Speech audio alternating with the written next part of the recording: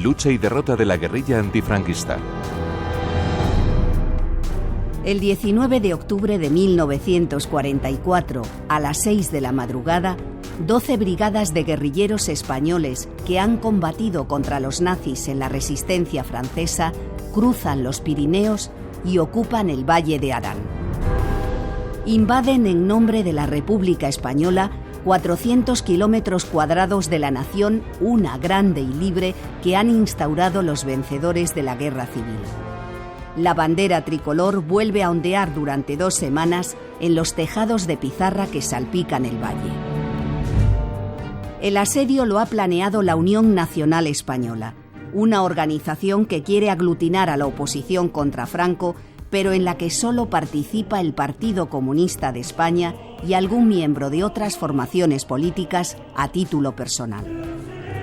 La incursión en el Valle de Arán pretende ser una covadonga laica. De hecho, la bautizaron como Reconquista de España, y sus promotores están convencidos de que contarán con el respaldo de las tropas aliadas.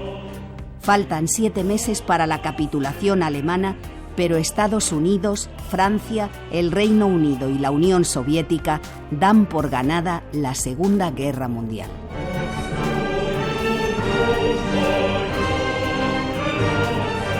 Los españoles han participado con éxito en la lucha contra los nazis. Hay 10.000 guerrilleros en armas en el sur de Francia, republicanos, controlados por el Partido Comunista, y los nazis están en retirada. Secundino Serrano, historiador, autor de Maquis, Historia de la guerrilla antifranquista. Lo que está claro es que en aquellos momentos en Europa nadie pensaba que Franco iba a sobrevivir a su mentor prácticamente, que era Hitler. Y en ese contexto se producen las invasiones de Arán. Lo que trataban era de crear una especie de territorio liberado donde se instalara un gobierno provisional, que ese gobierno provisional fuera reconocido por los países aliados y haber provocado la invasión de esos mismos países.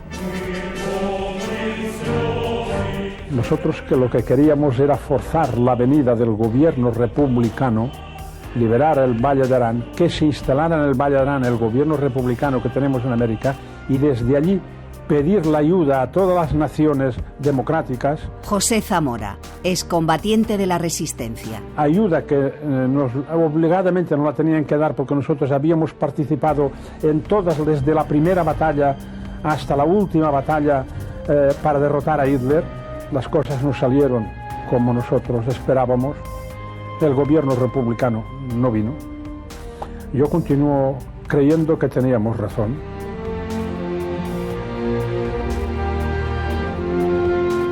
La gran tragedia de la guerrilla es que no contó con apoyo, y los aliados evidentemente no pagaron aquella deuda que había de la participación y de la sangre de los españoles en la resistencia francesa. Los españoles no contaron con el apoyo de los aliados. No lo hicieron por muchas razones, entre otras porque quien gobernaba el maquis antifranquista eran los comunistas y, lógicamente, los aliados no tenían interés ninguno en entregarle a la Unión Soviética el este de Europa y luego el flanco sur. Los comunistas se anticiparon porque ellos lo organizaron por su cuenta, incluso pensando que podía haber un gobierno Negrín, con Álvarez del Valle, con el general Riquelme, etc. Y el propio Negrín ni estaba informado de la operación. Daniel Arasa, periodista, autor de Los Maquis y el Partido Comunista de España y la invasión de los maquis. Que ellos actuaron muy por su cuenta y con una política de hechos consumados, pensando, si se ha ocupado el Valle de Arán y otras zonas, tenemos ya un enclave, estos no dirán que no, sino que además se prestarán, y como ellos también desean que los aliados derriben al franquismo, lo harán, se pondrán ahí, ¿no? En definitiva, había una lectura que era correcta, el que al caer el régimen de Hitler y al caer derrotados los fascismos, el mundo democrático tendría también que extenderse a España. Pero esta lectura olvidaba un dato que estaba ya ahí desde antes, y era que Inglaterra durante la guerra, pues de hecho, había jugado un papel de apoyo implícito, como la Francia del Frente Popular, también a su modo, de apoyo implícito al franquismo a través de la política de no intervención. Antonio Elorza, historiador, catedrático de Ciencias Políticas en la Universidad Complutense de Madrid. Es decir, que existían dos lógicas, una lógica de la democracia que hubiera debido traer la derrota de Franco y que era la lógica ideológica y doctrinal, y la otra la lógica real de la política que ya se había ensayado por estos mismos países en condiciones muy similares antes de 1939. Claro, desde esta perspectiva no cabía esperar que Churchill fuera a cambiar y que fuera a ofrecer una baza a la izquierda por librarse de Franco. Es decir, que desde muy pronto, yo creo, en la política inglesa en nuestro siglo, sobre España en nuestro siglo, puede verse que hay una aspiración fundamental: mantener España en orden, con los intereses capitalistas ingleses salvaguardados, y no abrir una brecha revolucionaria en el occidente de Europa. Días antes de la invasión del Valle de Arán, también han penetrado hombres armados por el Valle del Roncal y Roncesvalles. Estas escaramuzas del Pirineo son el capítulo más destacado de la guerrilla antifranquista, que ha tenido sus prolegómenos en plena guerra civil, cuando los republicanos que no pueden exiliarse huyen a las montañas, y prolongará los ataques ya de modo testimonial más allá de los 25 años de paz con los que el régimen celebra su victoria.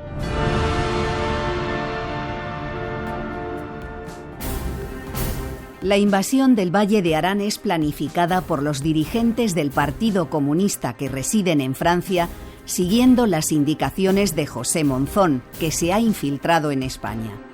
Monzón es el artífice de esa unión nacional española que acabará enfrentándole a la cúpula del partido y que sin embargo harán suya a partir de los años 50 Dolores Ibárruri y Santiago Carrillo. ¿Por qué se elige el Valle de Arán? Fundamentalmente por su orografía. Aún no se ha inaugurado el túnel de Viella, de modo que con las primeras nieves quedará aislado del resto de España y por tanto del ejército franquista, pero abierto a Francia, por donde esperan recibir el apoyo de las tropas aliadas para liberar la península.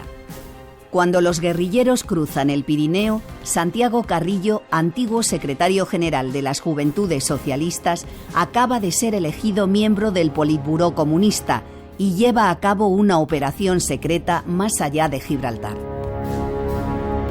Carrillo está en Argelia y está preparando un grupo guerrillero con armas cogidas de los depósitos norteamericanos en el norte de África, guerrilleros españoles que se entrenan en las cercanías de Orán y que pretenden desembarcar en Málaga para crear la agrupación guerrillera de Málaga.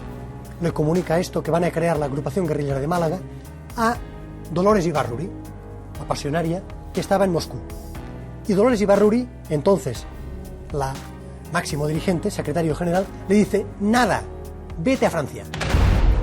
En el momento en que Francia empieza a liberarse, yo estoy en Orán. Y desde Orán, cuando empieza la liberación de Francia, conociendo un poco la historia de nuestro país y los fracasos de los intentos de invasión de los liberales en otros periodos en España, y temiendo que mis amigos piensen en una invasión así, desde Orán yo envío una carta a mis amigos en Francia diciéndoles que se abstengan de hacer operaciones de ese género, que me han asegurado no llegó nunca a su poder. Es decir, el enlace o falló o rompió la carta, no sé. De modo que yo desembarco en Toulon y me encuentro con que ha empezado ya la invasión del Valle de Arán. La operación la dirige el coronel Vicente López Tobar, que durante la Guerra Civil ha participado en el asedio al Alcázar de Toledo, la batalla del Ebro y la defensa de Madrid. Además, ha destacado como combatiente en la resistencia francesa. Tobar se pone al frente de la 204 División, formada por 12 brigadas de guerrilleros, pero no confía en el éxito de la misión, o al menos así lo afirmará en televisión española 50 años más tarde. La dirección de partido me llama y me dice: Tobar, vas a tener que prepararte porque vas a tener que ir a España. Digo: ¿ir a España? Y dice: sí, tienes que ir a ocupar el Valle de Arán. ¿cómo ocupar el Valle de Arán y está el ejército? Y no, si no hay nadie en este momento, en cuanto tú entres en el Valle de Arán, Valencia, Barcelona, Madrid se subleva. Digo, bueno, pues eso yo tengo que reflexionar con mi Estado Mayor. Tuvimos una reunión de Estado Mayor y yo puse el problema militar. Digo, nosotros en el Valle de Arán podemos cogerlo, desde luego, lo cogemos. Pero cuando entre el ejército fascista, nosotros contra el ejército fascista no podemos combatir. Entonces vamos a ir al Valle de Arán, vamos a coger Viella y todo, vamos a tener 15, 30, 40 muertos y luego vamos a tener que retirarnos. ¿Para qué? Las informaciones que ellos tenían en Francia era que en cuanto los guerrilleros con fuerza entraran en España, la población en buena parte se sublevaría contra el franquismo. Esto, en líneas generales, no se produce. Segundo aspecto, la división en el ejército. Según los informes que tenían los guerrilleros, el ejército de Franco también estaba dividido, porque decían que entre los monárquicos, etcétera, esto provocaría enseguida una ruptura del ejército y buena parte se uniría a los guerrilleros liberadores. Esto tampoco se produce. Hay algún soldado que se pasa, sobre todo se pasan soldados que caen prisioneros de los maquis, hay algunos, pero son más bien raros. En fin, no se produce tampoco. El ejército lucha contra los guerrilleros que llegan. Por lo tanto, segundo aspecto fracasado. Otro aspecto fracasado. En opinión de los que dieron los informes, los comunistas, la división en el régimen franquista era también muy importante. Por varios motivos, pero el más importante de ellos, los monárquicos, que lo que querían era la restauración de la monarquía. Es cierto, había división en el franquismo, porque entre los falangistas, los que en aquel momento ya apuntaban como los que llamaban los católicos, en el sentido, gente más, llamémoslo más confesional, aunque en general eran católicos, los monárquicos, militares stricto sensu, por decirlo de alguna forma, claro, había división, es cierto, porque el régimen franquista no era monolítico. Pero ellos pensaban que esto provocaría un resquebrajamiento del régimen franquista. Y lo que ocurrió fue al revés, que en realidad lo que hizo fue coadyuvar a que el régimen franquista se apiñara, porque lo que tenían era entonces un enemigo común. Los historiadores no se ponen de acuerdo sobre el número de guerrilleros que participan en la invasión del Valle de Arán. Hablan de 4.000, 7.000 y hasta 10.000 hombres. Lo cierto es que su armamento, procedente de la Segunda Guerra Mundial, es más moderno que los fusiles Mauser con que los repele el ejército franquista. La guerrilla porta subfusiles Stern, ametralladoras Bren, morteros del calibre 81 y un antiaéreo.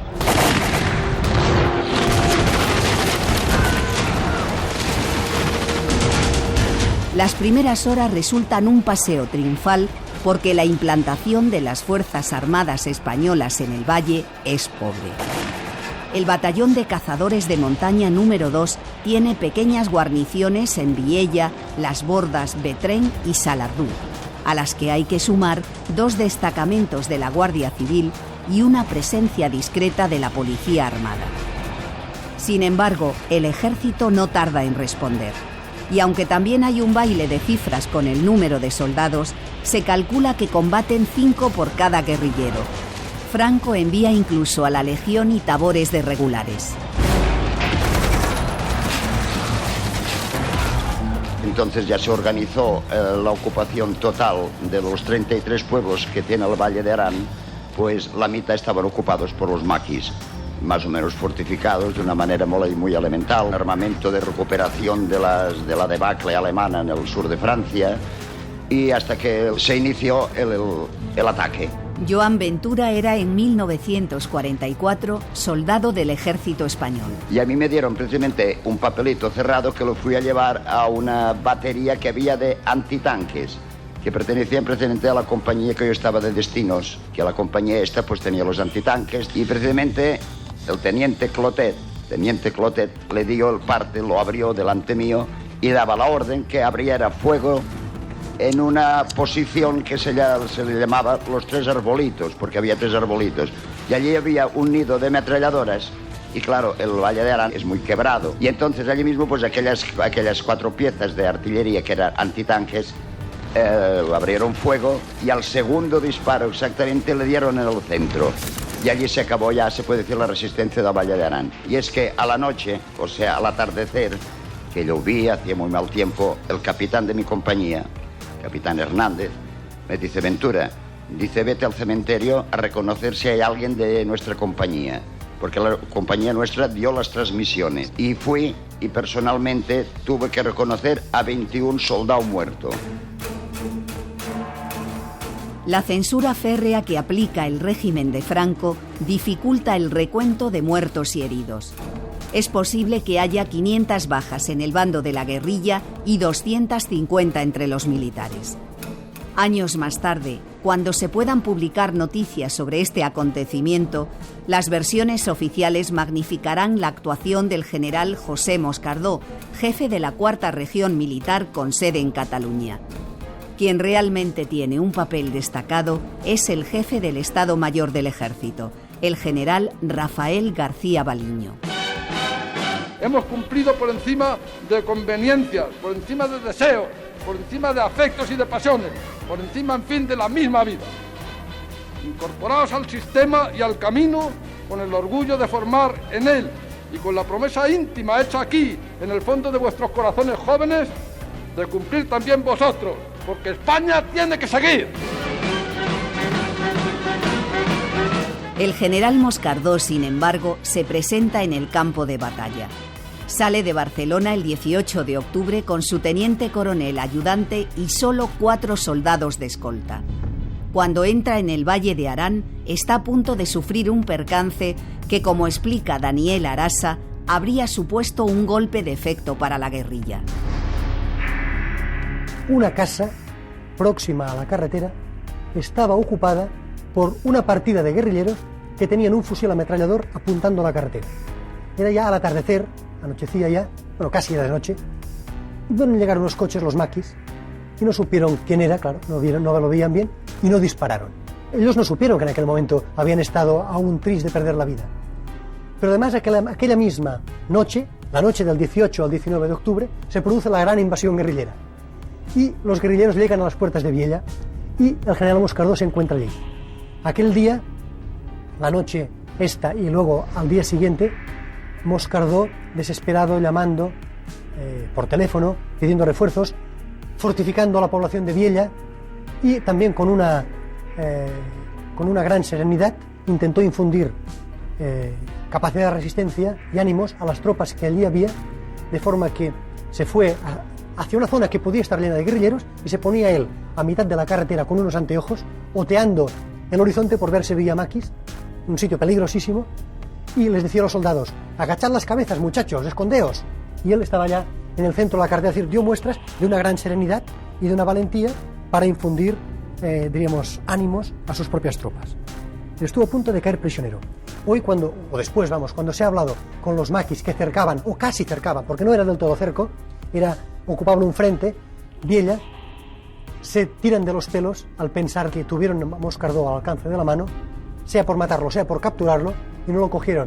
Por decir, ¿qué impacto propagandístico a nivel de toda España o incluso mundial si llegamos a capturar al que probablemente era el más famoso de los generales de Franco? No era el más importante en la escala militar, pero sí el más famoso por los hechos de Alcázar. La ocupación del Valle de Arán dura 12 días. Sin embargo, tras la retirada a Francia, quedan brigadas dispersas de guerrilleros y el ejército no da por concluida la operación hasta 4 meses más tarde, en febrero de 1945. La orden de replegarse a Francia parte de Santiago Carrillo, que con esa decisión empieza a forjarse un futuro prometedor dentro del Partido Comunista.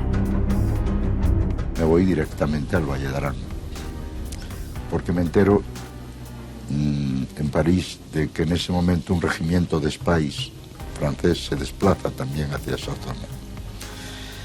Y yo pienso que la invasión militar con fuerzas guerrilleras en el Valle de Arán es una aventura que no va a reportar nada a la causa de la democracia y que además las fuerzas nuestras pueden estar cogidas en un sándwich entre las del ejército de Franco y las de los Spies franceses, que yo estaba convencido de que no iban a ayudarnos.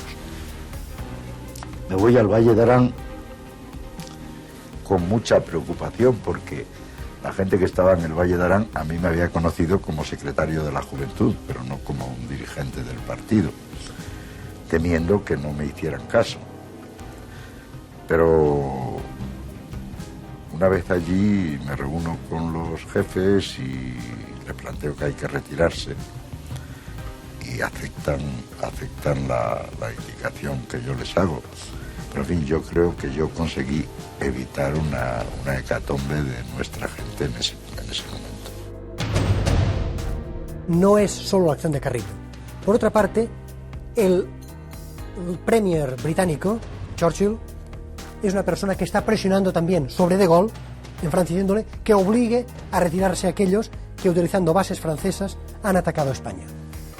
Y por otra parte, en el propio Valle de Arán, el jefe de la operación, que es Vicente López Tobar, teniente coronel republicano, este también se ha dado cuenta de que aquello ya no va, que se ha estabilizado el frente, lo cual para un guerrillero es fatal, porque claro, el guerrillero, su acción es la sorpresa y luego retirada táctica, mientras que ellos se habían allí parado en un frente estable. Quería también retroceder, es decir, con la conjunción de esto y sobre todo la orden de Santiago Carrillo, se produce la retirada. En ellas hubo casos como el del jefe de una unidad que lo conocíamos por el nombre de Pinocho, nombre de guerra, que era del Partido Socialista. Eduardo Pons Prades, combatiente de la Resistencia. Años después, hablando con él, me decía: Pons, yo ya sabía, porque vamos, llevaba toda la guerra española como comandante del batallón especial del campesino, yo sé lo que es hacer la guerra y luego sé lo que es hacer la guerrilla, porque en Francia mandé un destacamento de ellos en la Dordogne. Pero como mis hombres, toda gente joven, estaba tan entusiasmada en ir a liberar a España, pues yo qué iba a hacer. Me fui con ellos al Valle de Arán. Pero en los primeros encontronazos, las primeras tundas que nos dieron por allí, entonces reuní a mis hombres y yo dije: ¿veis cómo yo tenía razón y que no teníamos que haber venido? Y entonces colectivamente pues decidimos regresar a Francia.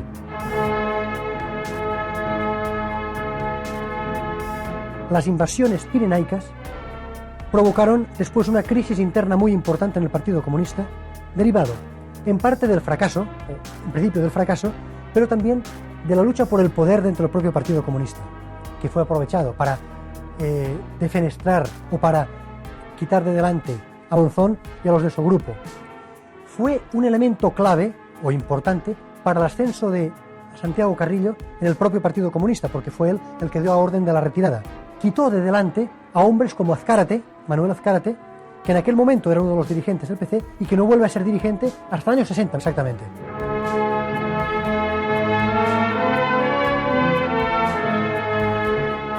La dirección del Partido Comunista estaba en el exilio.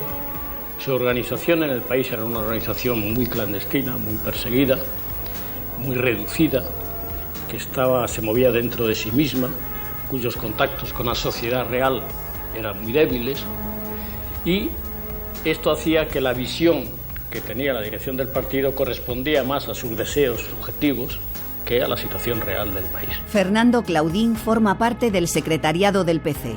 En 1964 será expulsado del partido junto a Jorge Semprún. Monzón desempeñó un papel importante en la organización del partido en España, organizándolo desde Francia, en los últimos 2-3 años de la Guerra Mundial y en el año 45. Y la acusación que se hizo contra él desde la dirección del partido fue que su política tendía a diluir el partido, la organización del partido, en lo que se llamó entonces la Unión Nacional. Se le acusó, en definitiva, de liquidacionismo del partido. Pese al fracaso de la invasión del Valle de Arán, el Partido Comunista seguirá apoyando durante 4 años más la lucha armada contra Franco mediante la formación de agrupaciones guerrilleras en diferentes puntos de España. El franquismo, para no decir que eran guerrilleros que tienen una connotación muy favorable entre el pueblo español, pues le llamaba maquis, que el pueblo español no sabía lo que querían decir, dándole a esta palabra de maquis unas connotaciones negativas totalmente, como si fueran bandoleros. Lluís Martí Bielsa, combatiente de la resistencia. Maquis no dice nada. Maquis fue un nombre que lo adoptó el franquismo para desacreditar, mejor dicho, para no darles el nombre verdadero de guerrilleros que tenían que tener. Maquis, o maquis, es una palabra de origen corso que viene a denominar el monte bajo, monte de arbustos, monte de chaparro, y la gente que se refugia en el monte, la gente que se echa al monte, recibe el nombre de maquisar. Como los guerrilleros estaban en los montes, de ahí deriva todo este término. Pero yo lo he defendido, pese a que es polémico, siempre defiendo que el término maquis y guerrillero se pueden utilizar perfectamente como sinónimos dentro de la resistencia antifranquista. Secundino Serrano, historiador especializado en el franquismo y la guerrilla antifranquista. Estamos hablando de gente armada que se opone a la dictadura franquista después de la guerra civil, sobre todo en la primera posguerra. En 1945, la guerrilla antifranquista actúa, además de en el medio rural, en grandes ciudades. Hay brigadas urbanas compuestas cada una por 8 hombres en capitales como Madrid, donde intervienen Cristino García y José Vitini, y Barcelona, escenario de los golpes de Quico Sabaté y Facerías. El régimen desmantela pronto esa infraestructura y a los guerrilleros solo les queda el monte. Normalmente eran zonas montañosas, pero no boscosas. Y eran montañosas pero no boscosas porque lo fundamental de los maquis era controlar un radio de acción importante para evitar ser capturados por la Guardia Civil. Y lo que está claro es que hay un territorio guerrillero perfectamente definido en Levante y Aragón, hay otro territorio definido claramente en Andalucía, hay uno en La Mancha, Extremadura, hay otro en Galicia, León, y hay otro en la Cornisa Cantábrica. Simultáneamente a estas guerrillas, agrupaciones, en Cataluña se va a desarrollar una lucha armada verdaderamente excepcional en tanto en cuanto rompe con la dinámica de la guerrilla rural por una parte, y por otra parte porque estamos hablando de una guerrilla cenetista, libertaria. Esa guerrilla anarquista tiene mayor implante en Cataluña. En Asturias y León combaten maquis socialistas, pero son la excepción, porque el PSOE de Indalecio Prieto apuesta por derrocar a Franco no a través de las armas, sino por la vía diplomática. Más de la mitad de los maquis son comunistas, y aunque hay un órgano central en Toulouse que dirigen los generales Enrique Lister y Juan Guilloto, conocido por Modesto, las agrupaciones guerrilleras actúan con cierta autonomía. Algunas incluso eligen a sus mandos por votación. Las agrupaciones se dividen en partidas, generalmente compuestas por 7 guerrilleros o múltiplos de 7, no más allá de 21 personas, porque la vida clandestina dificulta una correcta distribución de comida y armamento. Suelen vivir en campamentos nómadas hechos con lonas o telas que hierven en corteza de pino para favorecer el camuflaje, y siempre cerca de algún curso de agua. La vida en el campamento se organiza como en los cuarteles: adiestramiento militar, ejercicio físico y formación político-ideológica, que en muchos casos empieza por aprender a leer y escribir. Desde Francia llegan armas, pero al ser más modernas que las del ejército español, resultan inservibles cuando se acaba la munición. A veces, sus camaradas mandan también dinero, que, como explica Daniel Arasa, soluciona pocos problemas. Tenían más bien francos o libras esterlinas. Claro, para comprar en la serranía de Cuenca, comprar con libras esterlinas en los años 40 no se prestaba gran cosa, ¿no? Por lo tanto, ellos lo que hacían era un sistema que era el sistema del bono. ¿Qué consistía esto? Que se presentaban en una casa, en una tienda, donde sea, bueno, y les quitaban el jamón, los 4 kilos de habichuelas, el saco de harina, y le decían: vale por tanto, tanto, tanto, cuando las fuerzas de liberación, cuando el régimen haya caído y se instaure la democracia en España, usted cobrará. Y además, no solamente cobrará el dinero, sino que tendrá el honor de haber participado en la liberación del país, ¿no? pero claro, no hubo ni liberación del país y aquella gente perdió, además de que al principio pues hubo gente que se lo creía, luego ya no se lo creía la gente, decir, bueno, me han dado un papelito, pero además lo rompo porque por si acaso me lo descubre la Guardia Civil, porque además habrá visto que he colaborado con ellos. Lo institucionalizaron y lo hicieron muy bien.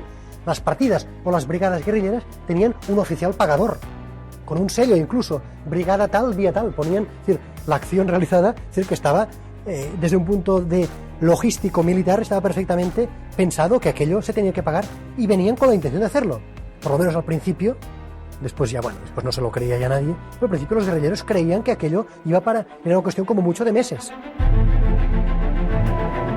Ellos no eran partidarios de dar golpes económicos, por dos razones. Los golpes económicos normalmente te sitúan casi en el bandolerismo. Es muy delicado diferenciar un golpe económico de un robo. Y en segundo lugar, eran peligrosísimos. Lo fundamental eran los sabotajes. ¿Los sabotajes dónde se hacían? Básicamente en líneas de alta tensión o en líneas de ferrocarriles.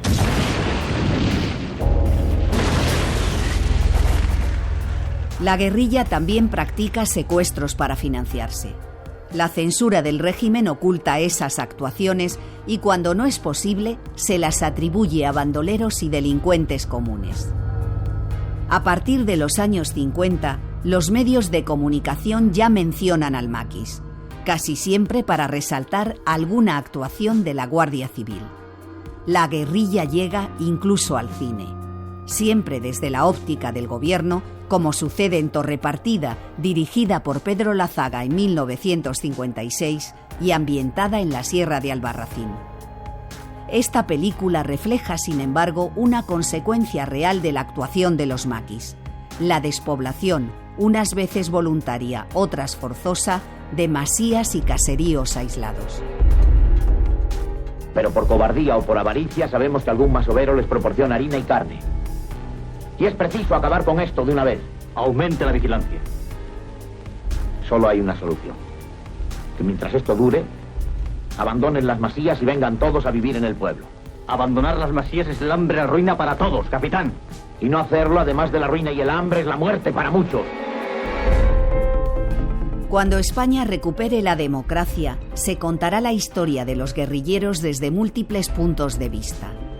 Películas como Los días del pasado de Mario Camus, Silencio roto de Moncho Armendáriz y El laberinto del fauno, dirigida por el mexicano Guillermo del Toro, dan prueba de ello.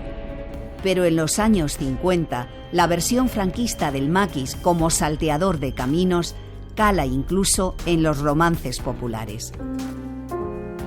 La escritora Alicia Jiménez Barlet gana el Premio Nadal de Novela en 2011 con Donde nadie te encuentre, que recrea la historia de Teresa Pla Meseguer, la pastora, un guerrillero con malformación sexual, educado como mujer, que en el monte adoptará su identidad masculina.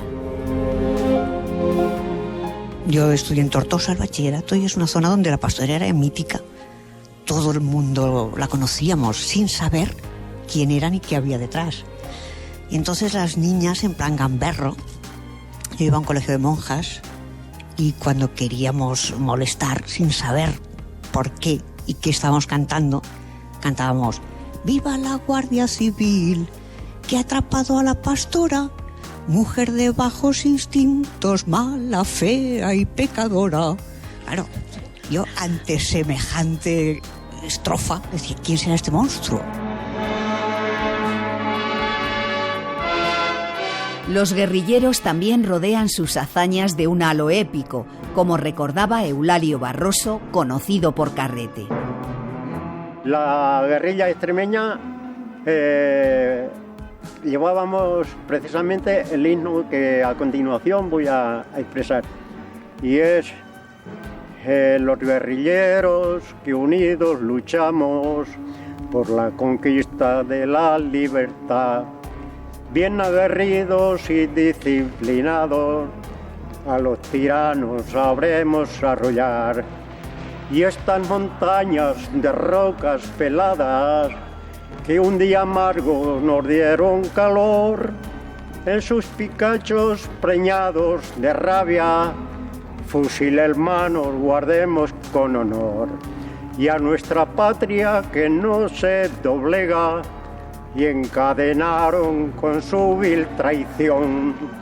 Y estas cadenas rompamos, hermanos, y terminemos con tanto dolor.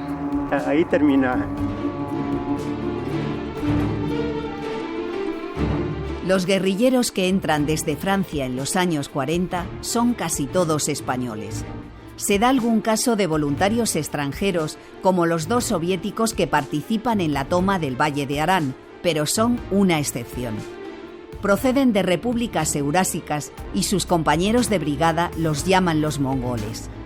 Entre los hombres que combaten al régimen de Franco desde el monte también hay mujeres. Ana Ramírez Cañil obtiene el Premio Espasa de Ensayo 2008 con su libro La mujer del maquis. Las mujeres sobre todo lo que hacen es el papel de enlaces y el papel tradicional que hacían también en las filas faciosas. Es muy fácil transportar entre las faldas grandes y las enaguas de la época o en la toquilla de un bebé una nota para hacer un contacto. Entonces eran sobre todo enlaces, y luego hay otras veces en que son simplemente vecinas o vecinos, ¿no? Una familia que tiene la casa en una esquina del pueblo, que les viene muy bien a los maquis para, como está la casa aislada, acercarse y pedir.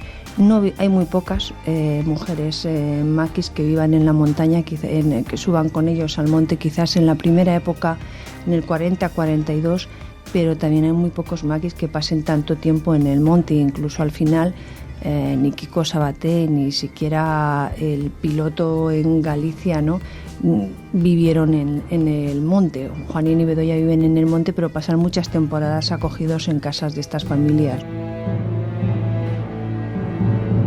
Las mujeres tenían más importancia porque éramos menos vistas que los hombres. La mujer siempre ha estado discriminada, siempre ha sido la que solo valía para estar en la casa y para guisar y para lavar y eso. Entonces nadie pensaba que a lo mejor la mujer pudiera estar haciendo esas cosas y era menos vista. Por eso teníamos más margen para poder ayudar, para poder ir a un sitio y a otro. Remedios Montero, Celia para los del monte, primero ha sido enlace y luego guerrillera. Los puntos de apoyo era comprar, ir a los sitios a dejarles por la estafeta, porque la estafeta era una piedra determinada o un hueco de un pino que nosotros conocíamos y ellos, y allí nos dejaban las notas de lo que querían, de lo que necesitaban. Todos los puntos de apoyo, toda la gente que intervenía en ayudar, la Guardia Civil cuando se enteraba los cogía y bueno, los mataba a palos, los llevaba a la cárcel, hacía barbaridades con ellos.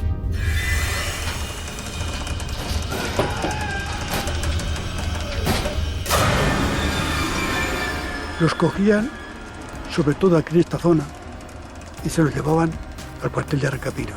Pedro Alcoriza Peinado, Matías para los guerrilleros, combate en la serranía de Cuenca con la agrupación guerrillera de Levante y Aragón. Encima de la tortura que les daba la Guardia Civil, en el trayecto los llevaban al cuartel de Arrancapinos. Y allí es donde venía la lección. Allí es donde venía lo bueno. Después de pegarles, maltratarlos a tope, perder el conocimiento, echarles agua para que resucitaran, sentarlos en la silla eléctrica y llegar a preguntarles, pero ¿usted sabe dónde está sentada? Porque se solucionó a mi mujer. Ser enlace era más complicado que ser guerrillero. Te lo cuentan los mismos guerrilleros, no los enlaces. Un guerrillero estaba en el monte, tenía su fusil, algunas veces mejor que la Guardia Civil, pero el enlace estaba en su casa. Secundino Serrano, historiador. Yo diría que los verdaderos héroes, los verdaderos luchadores contra la dictadura fueron los enlaces. Y es por dos razones, porque su vida estaba en peligro mucho más que todos los demás.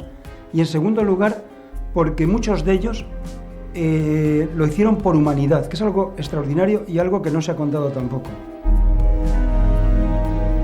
Pero como queda dicho, las mujeres, además de ser enlaces, también empuñan las armas.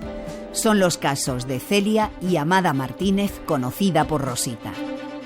Nosotras éramos para ellos unos camaradas igual que ellos. Llegamos allí, nuestro macuto al hombro, nuestra arma, Si había que hacer marchas, las hacíamos. Si había reuniones, teníamos nuestra opinión igual que ellos. Ellos nos enseñaron a que efectivamente la mujer puede ser exactamente igual que el hombre y podemos hacer lo mismo que ellos. Me enseñaron a manejar las armas y todo. Yo llevaba una pistola y, por cierto, llevaba un fusil, pero no tenía punto de mira.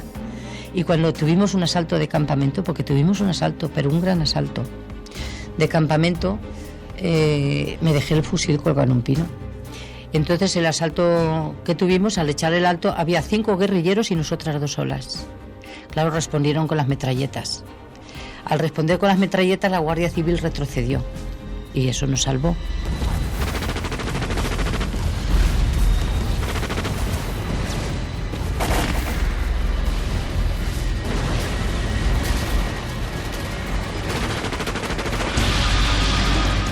La represión contra los maquis será feroz. Aunque hay operaciones en las que participan legionarios irregulares, el combate de la guerrilla queda en manos de la Guardia Civil, que cuenta con la colaboración de caciques rurales, falangistas y muy especialmente en Navarra, agrupaciones de requetés. La ofensiva gubernamental dará un paso decisivo al crear las contrapartidas. Contrapartidas que consistían en un grupo de guardias civiles a los que a veces se unía algún paisano de la zona favorable al ejército y también a veces algún ex maqui que se había pasado o que le había caído prisionero, que se había unido a la Guardia Civil y por tanto conocía escondrijos de guerrilleros, actuaban de forma paralela a los maquis. Por ejemplo, se presentaban, por supuesto, vestido de maqui. Los maquis no tenían uniforme, pero sí tenían este vestido de paisano con una cierta línea, una cierta armonía, como gente a la montaña, con sus mantas, incluso en algunos casos con sus boinas, gente que su aspecto era claramente como de guerrilleros. Se presentaban en las casas de campo, exigían comida, incluso maltrataban expresamente a la gente y les robaban. ¿Qué pretendía con ello? Primer motivo, que la gente, los paisanos, fueran adquiriendo un criterio de que la guerrilla aquello era muy malo. A veces incluso les quemaban algún pajar para que la gente fuera hostil a la guerrilla, crear un clima hostil a la guerrilla. Segundo lugar, para que la gente se viera obligada a declarar ante la Guardia Civil la presencia de maquis. Supongamos que un grupo de contrapartida se presentaba en un sitio, les quitaba comida, etc., y aquella gente no iban a declararlo al cuartelillo más próximo de la Guardia Civil. 2 días después venía la Guardia Civil con su uniforme y decía: hemos tenido conocimiento de que han venido maquis, ¿y ustedes por qué no lo han declarado? Esto podía llevarles al juzgado, podía llevar palizas, podía llevar sanciones, etc.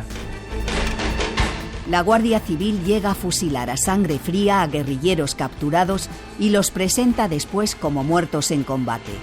Los maquis, cuando tienen ocasión, ajustan cuentas.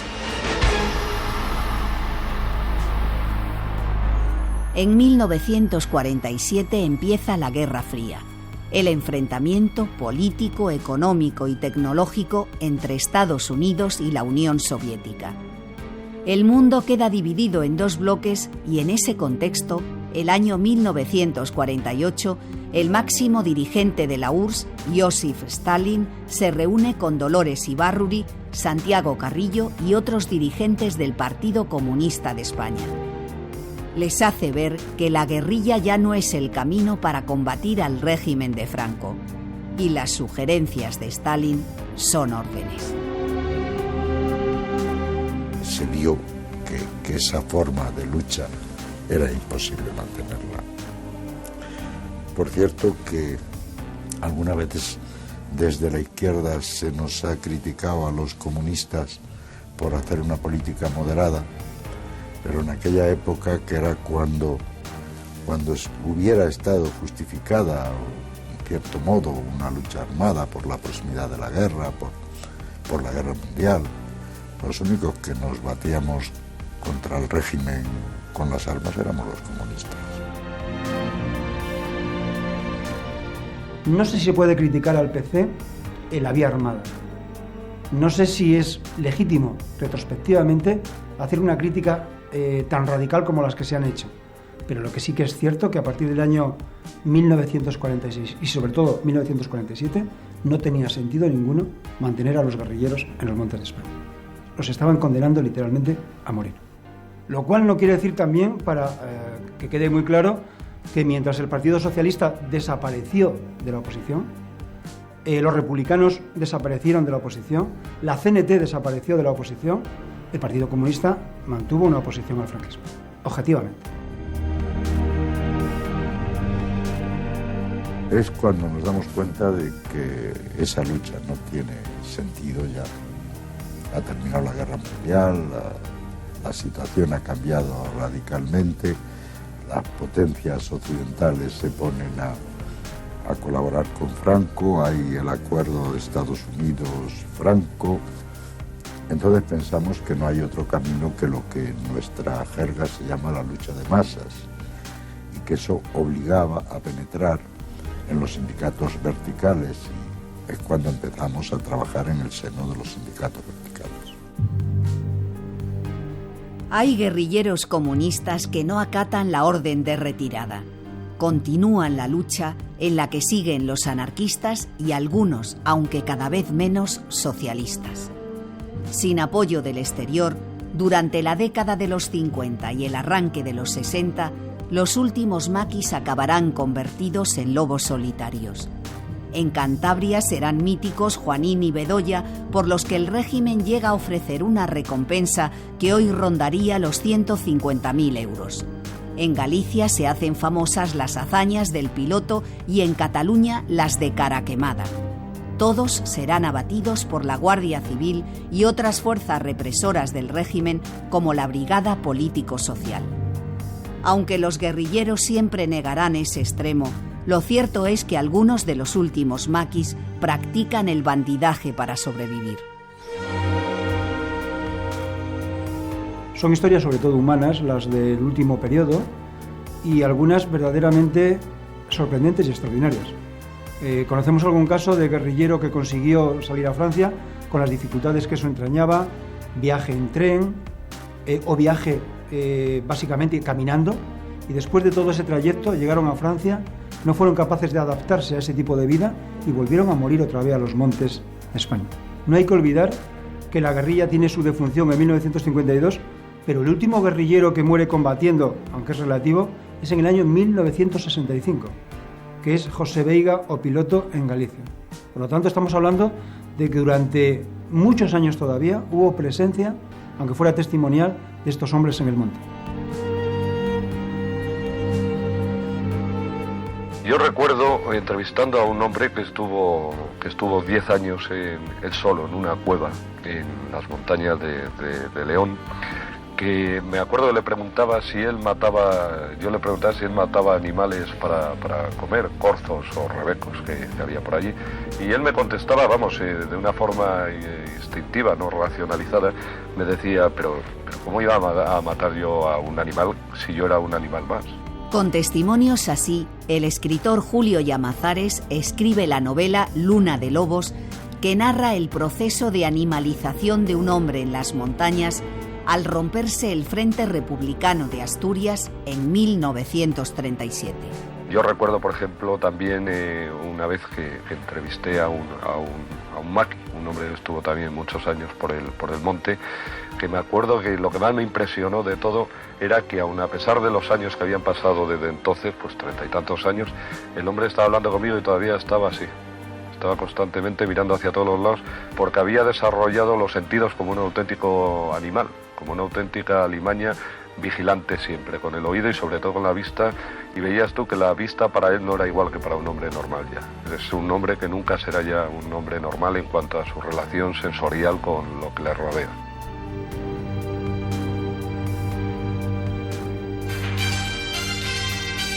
...16 de mayo de 2001. Radio Nacional de España. Hemos dejado para los últimos minutos de este diario otra noticia procedente del Congreso de los Diputados, pero que se aleja del debate habitual y nos retrotrae a nuestra historia más reciente. Allí en la Cámara Baja, los representantes de la soberanía popular han rubricado con un cerrado aplauso la decisión tomada por unanimidad de rehabilitar a los maquis. Estos guerrilleros combatientes que tuvieron que esconderse al terminar la guerra civil dejan medio siglo después de ser considerados malhechores y bandoleros. Algunos de los que todavía viven estaban hoy en el Congreso y con ellos ha hablado Carmen Pascual. Buenas tardes. Se echaron al monte en el 39. Algunos resistieron hasta 1952, pero la mayoría cayó en el 44. Luchaban por la legalidad de la República y contra la dictadura de Franco. A los maquis la transición aún no les había hecho justicia. Las sucesivas leyes se habían olvidado de ellos, argumentando que no tenían el carácter profesional de los que lucharon a ambos lados de la contienda en la guerra civil. Hoy el Congreso ha aprobado por unanimidad que dejen de ser considerados como bandoleros y malhechores. En el maquis de León estuvo Kiko Martínez. Ahora tiene 75 años. Esa unidad de los pocos compañeros que quedamos nos ha permitido de que nuestra voz sea escuchada por las fuerzas políticas, y yo pienso que los resultados de hoy no hacen más que dignificar a esta democracia, porque no había derecho que las personas que éramos, al fin y al cabo, supervivientes de todo un colectivo que murió por la democracia y que murió sin pedir nada a cambio.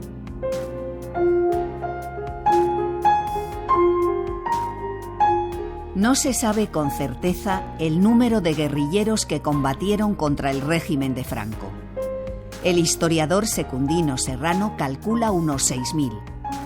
Muchos de los que hemos escuchado a lo largo de este programa alcanzaron a vivir ese momento en el Congreso de los Diputados. Pero han muerto sin cumplir el sueño de que se les equiparara legalmente a los soldados que lucharon en el ejército republicano. En el preámbulo de la Ley de Memoria Histórica, aprobada el año 2007, se salda la deuda con una mención de 22 palabras. José Murillo, que combatió en Sierra Morena con el nombre de Comandante Ríos, al menos se fue a la tumba en septiembre de 2012 con la satisfacción de que la verdad había resplandecido. Lo que yo digo, lo digo porque lo he vivido a sangre fría, porque yo he derramado mi sangre para esos campos, defendiendo una causa que es la causa de la libertad de los pueblos oprimidos, como ha sufrido nuestro pueblo durante 40 años con la dictadura de Franco. Hoy tenemos una democracia, es verdad, y yo, para mí, tiene una gran importancia porque puedo hablar y decir esto, la verdad, y lo digo en nombre de aquellos que han muerto y no pueden contar, y la cuento. Y montañas, guerrilleros libres van, los mejores luchadores del campo y de la ciudad. Los maquis. Lucha y derrota de la guerrilla antifranquista.